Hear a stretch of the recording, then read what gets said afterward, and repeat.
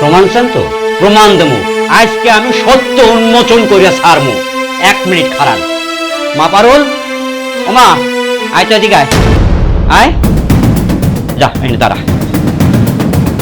এই যে প্রমাণ। পারুল, পারুল তুমি বেঁচে আছো? আমি তো নিজের হাতে তোমাকে নদীতে ভাসিয়ে দিয়েছিলাম। না না, এ হতে পারে না। পারুল বেঁচে থাকতে পারে না। কেন পারুল বাইচা থাকতে পারে না কেন? কারণ আপনারা দুইজন মিলা ফলের মাঝে বিষ মিশায়া আমার মারে ফেলাতে চাইছিলেন, এর জন্য পারুল বেঁচে থাকতে পারে না। বাবা, বাবা এসব একদম মিথ্যা কথা।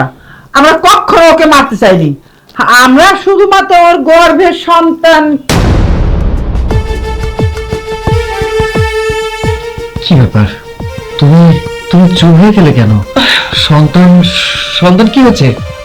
না মানে ওর গর্ভের সন্তান নষ্ট করতে চেয়েছিলাম, তারপরে কি থেকে যে কি হয়ে গেল ঠিক বুঝতে পারলাম না।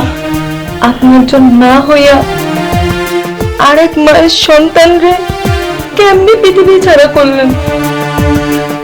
আপনি একজন খুনি, আপনার বিচার হইতে হইব। আমি পুলিশের কাছে যাব, আমি থানায় যাব। মা, ও মা, আমি আমি এসব কি শুনছি?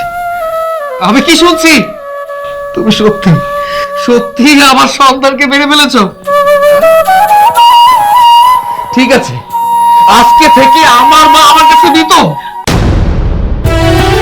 আমি কখনো করবে তোমাকে মা বলে ডাকবো না। আমার কাছে আমার মা মৃত হয়ে গেছে, মৃত হয়ে গেছে। বাবা, ও বাবা, আমাকে তুই ক্ষমা করে দে। এবার আমি বৌমাকে নিয়ে সুখে থাকতে চাই। দে বাবা, আমাকে ক্ষমা করে দে। না, আমি আপনার মতো একটা হত্যাকারীর লগে কখনোই থাকুম না।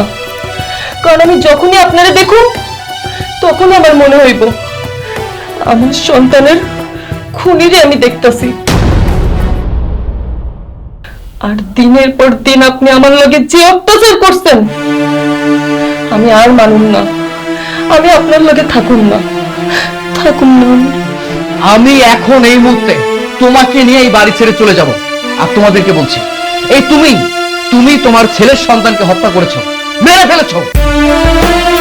আরে, যে মা কি না নিজের ছেলের সন্তানকে খুন করতে পারে, সেই মা যে কোনো সময় আমাকে খুন করতে পারে। তাই তো আমরা আর কখনো এই বাড়িতে থাকবো না। আরেকটা কথা, এই তুমি তুমি তোমার বোন তোমার বোনের মেয়েকে নিয়ে সুখে শান্তিতে থাকো, ঘর সংসার করো, তাতে আমার কোনো যায় আসবে না। আমি কোনোদিন তোমাদের সঙ্গে থাকবো না, আসবো না। চলো।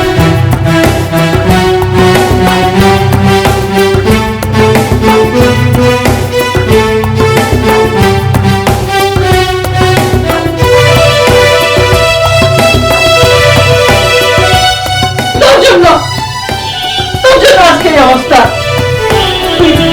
সব শুধু আমার দোষ। আমি পরে তো অনেক কথাই বলতে পারি, আমি কিছু করবো না। আমি আমার মেয়ের চলে যাবো। ছেলেটা আজকে চলে গেল আমার বাড়ি ছেড়ে। তুই তোর মেয়েকে নিয়ে চলে যাবি, আমি কি নিয়ে বাঁচবো? আমি কি নিয়ে থাকবো?